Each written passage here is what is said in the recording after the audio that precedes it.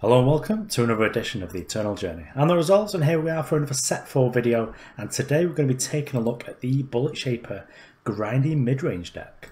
So it's been a long time that we've wanted an actual mid-range Rakano deck, and it's been something we've tried to do, and often it's just been a slower and more clunky version of a Rakano beatdown deck, or just why aren't we playing the third faction so we can just make a better Armory Icaria deck. But I think now we've just got enough threats and enough playables in this faction pair that we can really go for it. This is Aetherlama's list that they took down the sort of market tournament with last week, and I think this is really well positioned, especially if you're playing against a bunch of time decks. If they do forget to leave the Praxis Displacers in the market or play them in the main deck, then you do get to really get them good with an Amilli Cloudmarshal suited up with a Deepforged plate. As this is going to be lights out, and Time's got a real difficult, time trying to deal with this threat. So the main piece of this deck is actually the Bulletshaper, and who knew that Rakano Stranger was so good? Give it an extra point of toughness and give it the ability where ultimate discard a spell to get +2 power this turn, and what this does is going to enable you to have those turn 3 Amilli Cloudmarshal or turn 5 Icaria the Liberator, and we've even got a little bit of synergy here because we can discard Privilege of Rank, which basically casts it for us and is just going to really ramp us up in the terms of power. As well as in our market we do a bar, and this lets us to discard any additional copies we weren't going to use anyway, just to get a little bit more value there. So also take a look at the new cards. We've got Sheriff Marley, which has really impressed me actually. Sheriff Marley is a 4/4 for 4, so it's already fine as it does have Aegis. It's like the Sphetius sort of level. And once per turn you get to pay 3, and that's going to draw you a Deputy with Aegis, which is another way this deck is going to get card advantages. You are able to just bin those Steadfast Deputies off into the market if you don't need them. And against some like control decks, you are able to just like build up a board from nothing with this card. And this does of course have a Tribute ability where you're able to silence an enemy unit. I think for the most time with this deck, you are just trying to trigger that Tribute silence effect just so you can shut down a Sandstorm Titan and you're able to get in there with the rest of your units. We've also got the Ixton Merchant, and this is perhaps one of the merchants I'm most excited about because this is fire. It's got the same sort of applications as a Rise to the Challengers. It is able to pick us up a Deepforged plate and a carrier, as well as just being able to find us the Rakano banner if we really need it. But for the most part, also a little bit of bar, and I'm not sure when the Crimson Firemaw comes in. But I don't want to make too many changes to this deck list. Just want to take it for a run and see where we get to. Then the last card in the units section is the Ironfist Chancellor, and this is a super interesting card. I did think that the pay 5 was an ultimate, and it is totally not. This is just pay 5 to play a 2/2 soldier with a copy of each weapon on Ironfist Chancellor. And if you trigger the tribute on this, you are going to be getting another 4/4. Because if something else has died or gone to the void, then you get to play 2/2 longsword on Ironfist Chancellor. But for the most part, you're just going to be trying to copy some of our cooler weapons that we've got, because we do have the Vanquisher's Blade. I'm not sure if this is a bug or intended, but it doesn't seem to be triggering the spellcraft when you're going to be copying this weapon. But the Copperhall Bracers is really actually impressed me as a spell. I'd like to try this out in a Argenport deck to see where you could really get to, because there's a lot of evasion in that deck. But Copperhall Bracers has been great. It really helps you to ramp up towards the Icaria and the Amilli. The main other weapon that we do have for the Ironfist Chancellor is the Deepforged plate, and I think you're definitely just winning more if you're activating after you've already got an Endurance Overwhelm 7/7 Ironfist Chancellor. But if you can pay the power to get another soldier with that weapon on it, then go ham. It's unlikely you can lose from that point. But overall, this deck's pretty sweet. There's a lot you can do. There's some suspect inclusions, like this one of Finest Hour. I'm not entirely certain what that's for. As before, I'm still not sure what this Crimson Firemaw is for either. But this was just like a day 1 or 2 deck list, and it seems pretty well positioned against the time decks, as well as just being able to grind out any control opponents, because we do have stuff like Sheriff Marley and Amilli. If you've managed to get them out of harsh rule, then it's a pretty decent threat, as well as the Icaria just being another lights out style threat against those sort of decks. So let's take a ladder and see what we can do.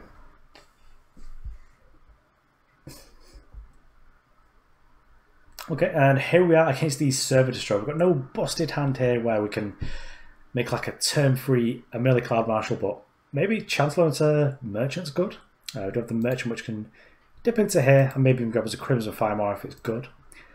But I think we'll actually just do better. We're going to try and redraw, get something a little bit busted. This is more or less the same hand, but it's got the Sheriff Marley, which is something I like to play with.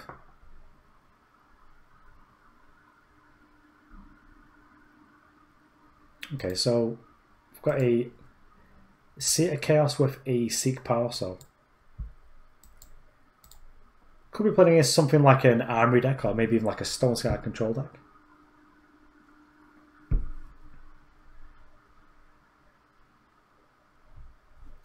Okay, so it looks like Armory, but we'll figure out from the discard, and it was just discard a power, so maybe the hand is quite power heavy, and they just wanted to find an answer for this unit. So Icaria is probably going to be good, but so we're going to be able to extra Merchant for that. I think we're actually not going to Merchant for it straight away. It's going to be a while before we need the Vanquish actually, so let's trade this off. And I think we're actually going to hit the power. Because this should make it pretty reliable that we are just going to make the turn 5 Amilli Cloudmarshal. Of course our opponent can just play Harsh Rule and that's going to be pretty bad for us. But right here, we'll just offer the trade. That's sort of fine. And here we go. We've got the Ironfist Chancellor for later on. If we do flood at some point, we should be able to grind our opponent out with this. And we'll just make the Marley just because we can start making little units. I could have just made the Ironfist Chancellor as a 4/4 and then tried to copy it next turn. Just make more 4/4s, but this is a lot less vulnerable to our opponent's removal. And as the Crest there, they're not going to be able to get us with the Runehammer.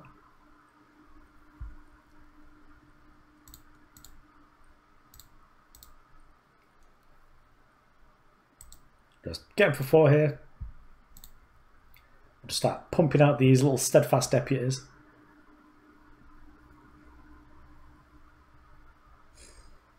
Our opponent can make a Runehammer here, but we've already got the answer to be able to deal with that with the little 1/1 over here. So this is going to be a bit of a nuisance, this Stat Maiden.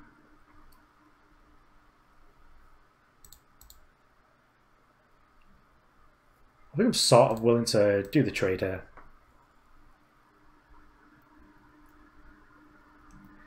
Just because that does sort of stonewall us from being able to do anything. And I think now's the point where we will make the Ironfist Chancellor. Just because if our opponent doesn't answer this next turn, we get to make another 4/4. That's going to be pretty sweet. Well, I would have preferred to have done this next turn just to play and activate. But yeah, Bro's got the Slay.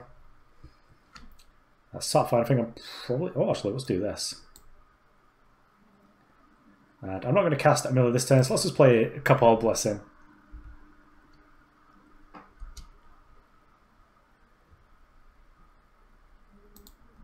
And I can keep this power in hand to swap it with a Merchant. That'll be quite nice, but this 5/1 is quite the threat. But I'm pretty interested to see what the Copperhall Braces can do in Argenport.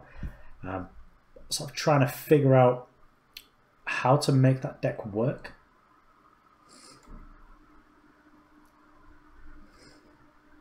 Okay, so we'll just get to do this, I suppose. So we're even on Warcries, but we also get to get our opponent for 6. As I probably do want to make the trade there.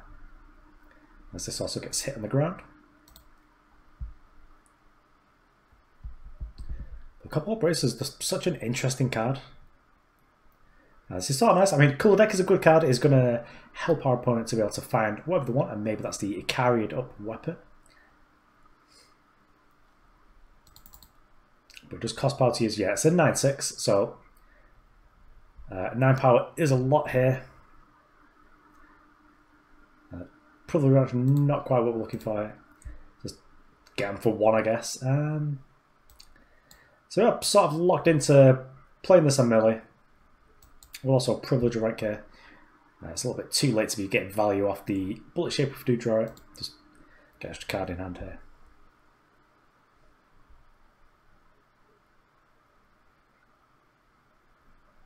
Okay, so with being able to deal with the Amilli here whilst they've got the Scepter Maiden out, which means that we're not going to be able to get in with the Steadfast Deputy, which is going to suck a little bit.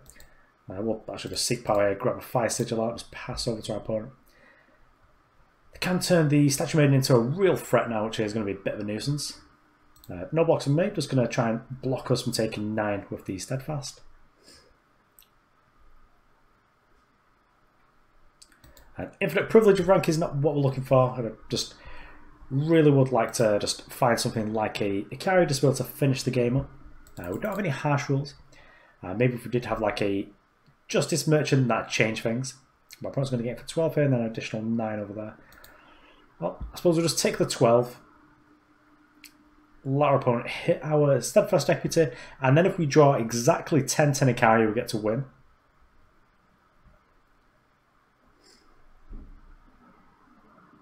Hit Champion of Glory is not quite it, so let's move on to the next game.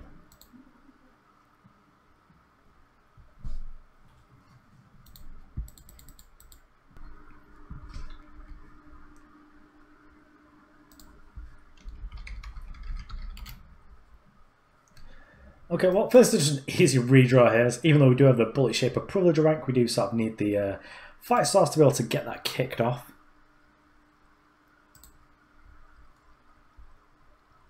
Now, this sounds sort of fine. We've got a bunch of power plus an Amilli, so it's the right sort of matchup, so that's going to be pretty good for us. So against, what's that, Curio could be TJP. Runehammer could be excellent or rubbish here, because I think we'll actually keep this. And the sort of the line on keeping speculative cards is a little bit better now. We do have the... Okay, so it's actually Primal Armory. So this could be pretty bad for us. Let's grab a Fire Sigil just so we've still got some left. I shut down this banner. Let's curve out quite nicely, and by curve out I mean play Privilege of Rank into a Marley or a Runehammer. Okay, well that's the ticket that we're looking for. We are looking for an Icaria here.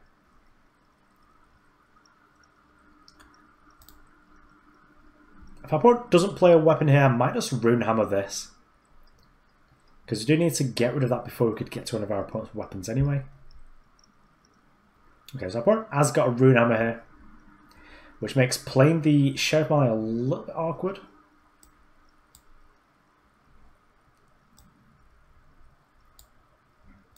I think I'm going to play it just to knock our opponent's weapon off here. If they play Throne Warden and Godless up, that's going to be pretty gross for us. But I'd just like to get rid of this so our opponent's not able to do anything like combine some amount of otherwise dead Hailstorms and Torches to kill our Cloudmarshal here.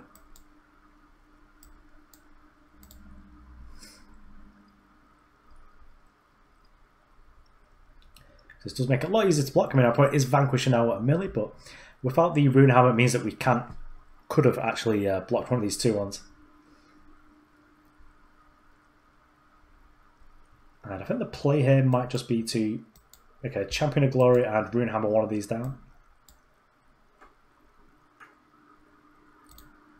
Then next time we kind of just chuck out this Icaria and just start gobbling our opponent's face up.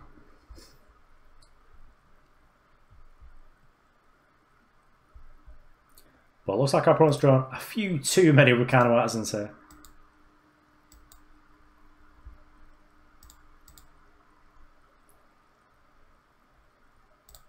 So get our Warcries on. Hopefully we're able to find it quite quickly and it's on a nice threat.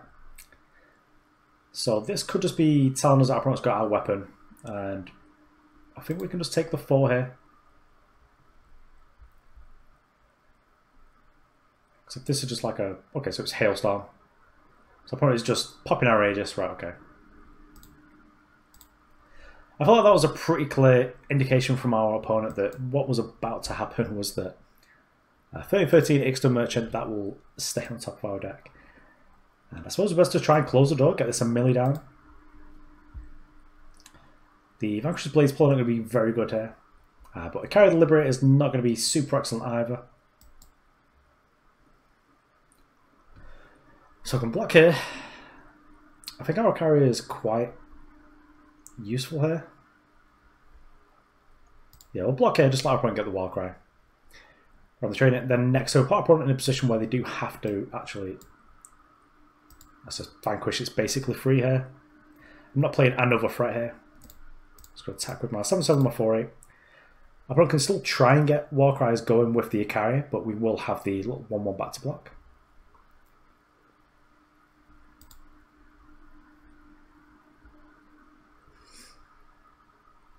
And now I'm just going to block with the 7/7 here.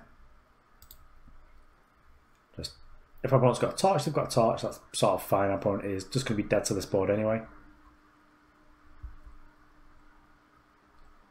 Yeah, managed to finish that one off.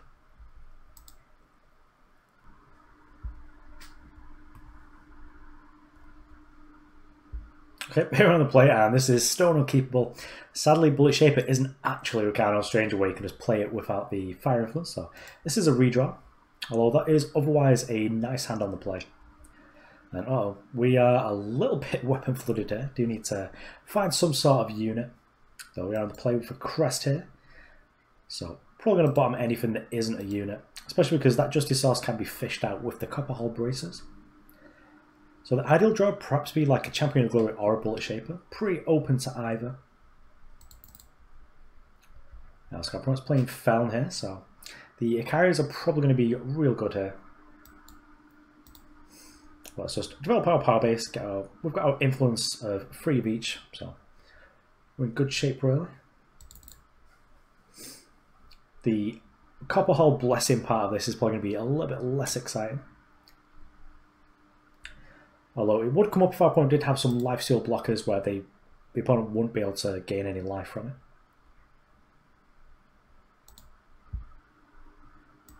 It's also perhaps worthwhile knowing that the Copperhall Blessing plays around Lightning Strike, so that's nice too.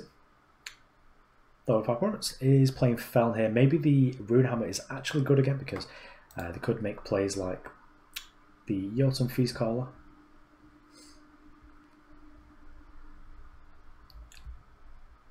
I suppose we'll just sit here and wait for our opponent to do our thing because he had us sitting here strategizing. A little bit jealous.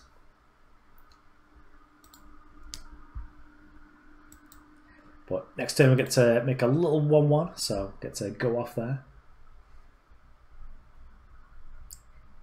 So we've got plenty of answers to our opponent's threats if they are making... Okay, so Territorial, this is not the type of deck that I thought it was. And I need to think here. So this is actually just Feln aggro, just going hand with strategizing. So now I need to think, do we just torch this? Because if I draw a threat next turn, I just want to play it. So I think I do torch this, just get rid of it. Because if I draw like something worthwhile playing, yeah, like Amilli, I just want to play Amilli. I wouldn't want it to be in position where I'd have played Runehammer, especially into our opponent's ability to trigger Nightfall and play spells like the Harbinger Bite. Okay, so we've got a little Hungry Crow over here. Well, I assume my opponent's not jumping here. And this deck's able to spit out a bunch of bodies, so this Copperhall Bracer is going to be quite good.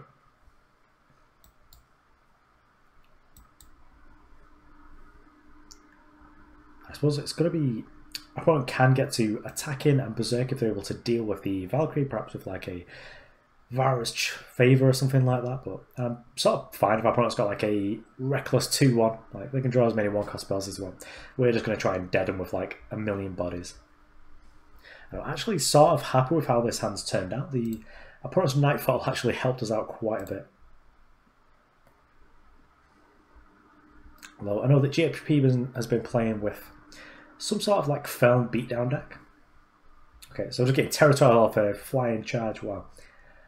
So now I need to decide which one I want to block. They've berserked both, so they do get to draw like some 1-cost spells here. And I think I'd rather just not take 6, which is like a potential 10 actually, if our opponent had like a rapid shot. And no whammies here, just a Harbinger's Bite. Let the fuse, yeah, got him. Like the combo here, opponents established the combo.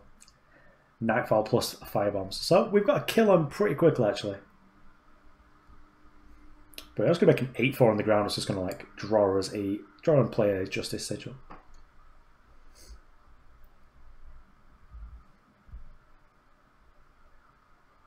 Rats. Got us. So the Copperhall Blessing was a little bit too late to the party. I'm not going to cast Copperhall Blessing because I've got the intention of just Runehammering that thing down.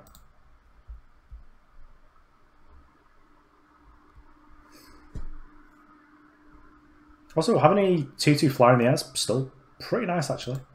You're going to virtually gain a life here because of the Runehammer 1 point of armor.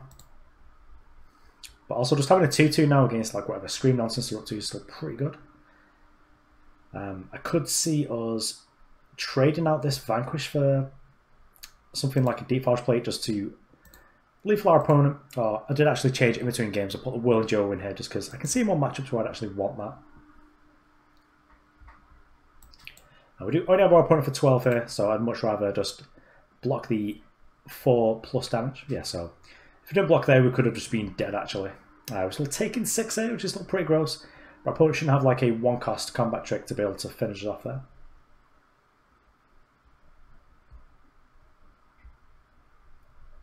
But if our opponent taps out here, they are dead because we have 12 in play. Wasn't paying attention to know if they've got like a power left. But yeah, let's really give it to him. Aw, always get the Whirling Duo out. Opponent, we're not finished. Oh well, on to the next game, I guess. Okay, so we're on the play. We do have the Champion of Glory, which I'm not sure whether they should actually be a Valkyrie champion here. I think that hand's actually pretty good. We've got a bunch of ways to find power. And even if we find like an undepleted power, we'll get to make like a turn 3 Amilli. I think that's reason enough to keep it. We do need to find an undepleted power to be able to do that. So we're going to Crest here, probably bomb anything that isn't undepleted. Sigil is so close. What's the chance of spiking? We've got like 10 undepleted powers.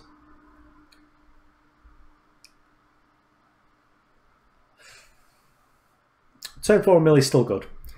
We'll do turn 4 Amilli, that's fine. Yeah. We are on the play, so it's going to be pretty early. Okay, so I'm also playing Comrade, so almost like I'm sure I'll top that, but I'm not going to complain. Just going to play at the old Rakano Stranger here. We're against Comrade, so I'm not sure what they can do actually here to deal with what we're about to do.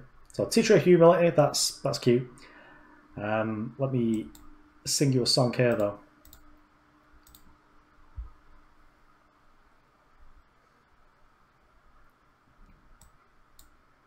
Yeah. Amilli Cloudmarshal, taste it. Turn 3 Amilli Cloudmarshal. Yeah, Bulletshaper is strong. It's a very potent spell. So, I suppose in the market, probably going to get some sort of answer to the Amilli here. Maybe they've got like some sort of silence effect. I can't get Vanquish, but while they've only got 1 power up, I'm just going to get in there with Amilli. Just clock you for 8, make a 1/1. And post-combat, we get to make the Champion of Glory here, so we're pretty well insulated from the Teacher. I heard that the Teacher of Humility is like the most busted card in the set. Yeah, looks it. Well, Amilli's got Vanquish, but like, whatever. Doesn't matter. We've had our fun. Does it even matter? Yeah, that's fine. We have +3/+3 in Waystone, okay. Take it all back. Teacher's busted. So what can we do here? If we make the Copperhall braces and connect, we can make Sheriff Marley.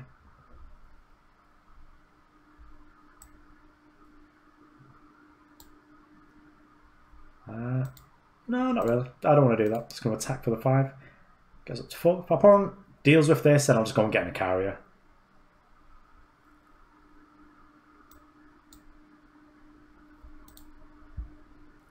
Yeah, we should be in a good spot now. Probably get to gain like a bajillion life off that thing, but our opponent's never going to get through. We've got a 5/1 flyer, plus we're able to just make a 1/1 every turn, so that's maybe how you beat time. Okay, so here we are for the last game against Kingpin, so Hopefully we're not Daredevil here. I'm just going to get our butt kicked. But okay, this is quite the curve. If our opponent doesn't interact with us, we get to make Ironfist Chancellor into Copperhall Bracers, into making a dude every turn that's just like a 4-2 or 6-2 with this ability. That seems spicy. This hand's not busted, and I can see it is working terribly, but this is the last game. I'm going to keep like this sketchy keep. Yeah, Justice Sigil go. Also got the one-off Finest Hour, which I've been a little bit suspicious of so far. But it can still be good. I mean, this hand does fall apart against whatever our opponent's up to here, because it looks like they're against play some sort of beatdown deck. But hopefully they go all in and attack here, and we're just able to get a nice clean hit off with the Copperhall Bracers. Rakano also, cool. So this is probably Rakano. They're just going to make like a Lurking Sanguine here. I think that's what it's called. Oh, actually, Rakano Grenadines. Okay, that's interesting. So we'll just fetch up the Justice just so we're able to play this next turn. It sounds less exciting now. Because what our opponent's actually up to though. Like if they attack for everything, I'm like, I don't play anything afterwards, I'm sort of fine. Okay, so Sugar's Scepter. So we'll just get to get him, I guess. Cleverly playing around Vanquish.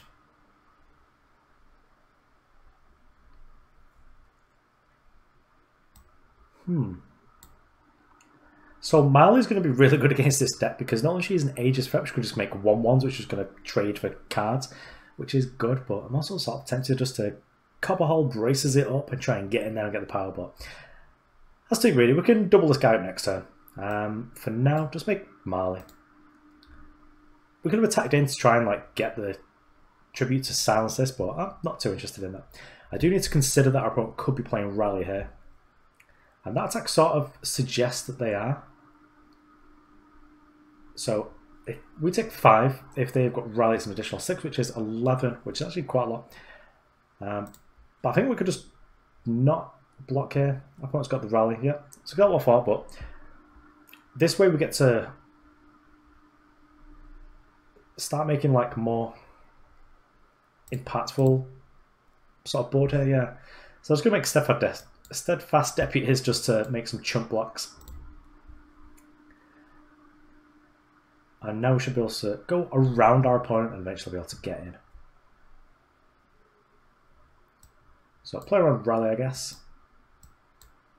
I want this guy around, but I suppose we've got like infinite power sinks here. Okay, so the Fire Star was good there. That's not quite what I was expecting. We have lost our board, which is sort of gross. But we do have a 2-3 against like some 1/1s. And this Vanquish is not looking great. But at least if we draw like an Icaria, then we can just play it because we can just discard the Vanquish. I suspect Vanquish isn't going to be very good against this deck.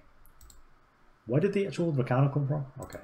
This is Rakano banner. It was like some actual Justice source.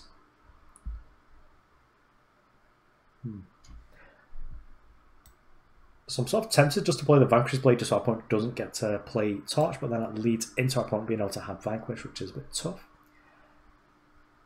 We're sort of low for me to attack. I know we're only taking 2 on the way back. This is sort of interesting, this point. Probably would have kept this hand if I knew we were playing against like an aggressive deck. But this is rough. Do we just Copperhall Braces here? Attack? I think we do. I've got nothing to do with this power. I'm just going to Copperhall Blessing it up so I don't get like end of turn torch. Though any torches is going right here. Opponent does have a fast spell actually. So what is it? If there's a torch, just blows out. Okay. So the opponent's got a fast effect here. So it's either Finest Hour or Torch, which is effectively the same thing. So they'd have 2+3, which is 5. So I think I'm not supposed to swing here. Just have the 6-3.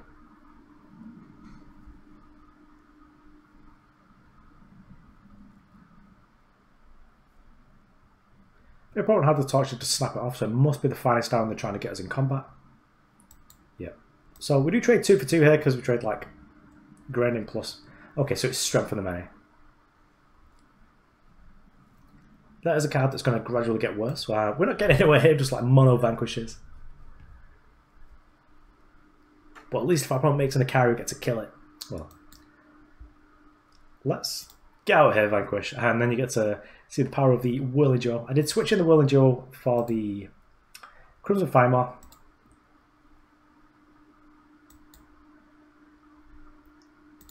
I did that after game 2, I think. So if our opponent has a torch, they get to deal with the Whirling Jaw, but okay. So Burnout was pretty close to just killing us.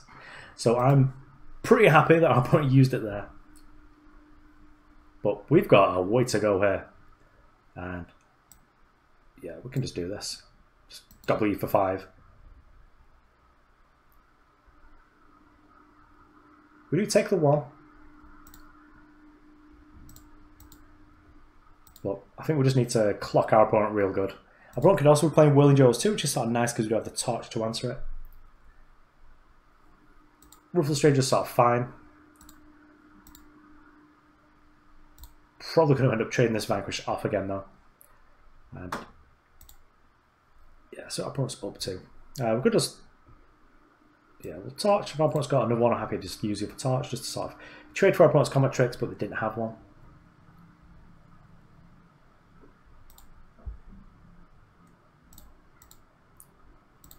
Just in case we do draw like an Icaria, I am going to fire off the Seek Power now. Grabbing a Fire Source because we do have stuff like the Privilege of Rank. Don't want to just turn it's like a 3-power draw nothing.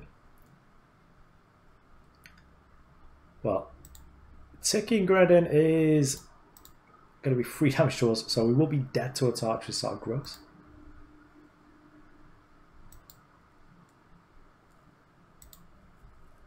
So I think now we block like... What do we block? Opponent, if they don't have a torch, like, has no reason to attack it anyway. And there's no one spell that does 5 damage, so if they attack with the Ticking Granite, we just light it through, then kill them on the way back. But overall, we managed to swing this game around, even though we kept a hand that is not suitable for this sort of matchup where our opponent's actually playing spells. If our opponent was like faffing around with Strategize or whatever, we'd probably be in a better shape. So I think our opponent's figuring out what they can actually do here. Because like, if they do have like, if they had like a Burnout here, we'd be dead. Because they get to do 3 for set, and then like, is it another 5? Natural Burnout. But yeah, just having that Whirly Joe pretty much won us this game. Because it gave our opponent like a threat that they had to deal with that was more important than just us. And yeah, if you attack, I'm letting it through. Like, so I put on iOS, like, what's going on? Sadly, Sheriff Marley doesn't actually just silence because that'd be absurd. But we're just going to get in here with the team.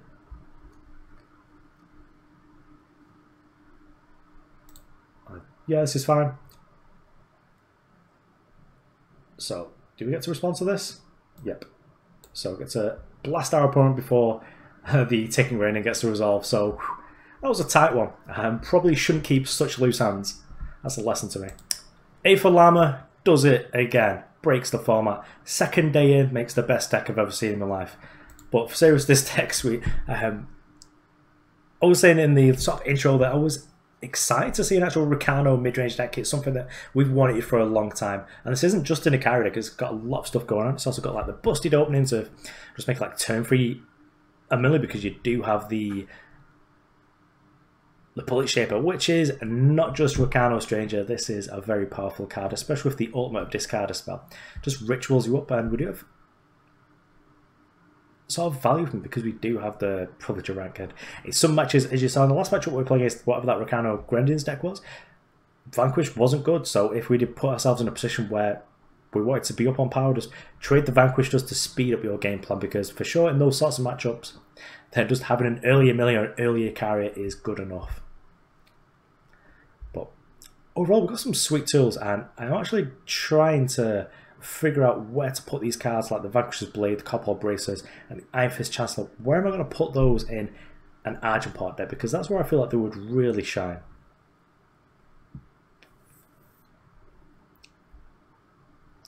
As Vanquisher's Blade does give Tavrod like extra utility as you are now able to sort of tutor up like a removal spell, which is just really good. And then we just got like this critical density of weapons that are basically spells, like Bloodletter, which is just going to gain you like 1,000,000 life then. That Hydropod deck is just looking pretty scary now.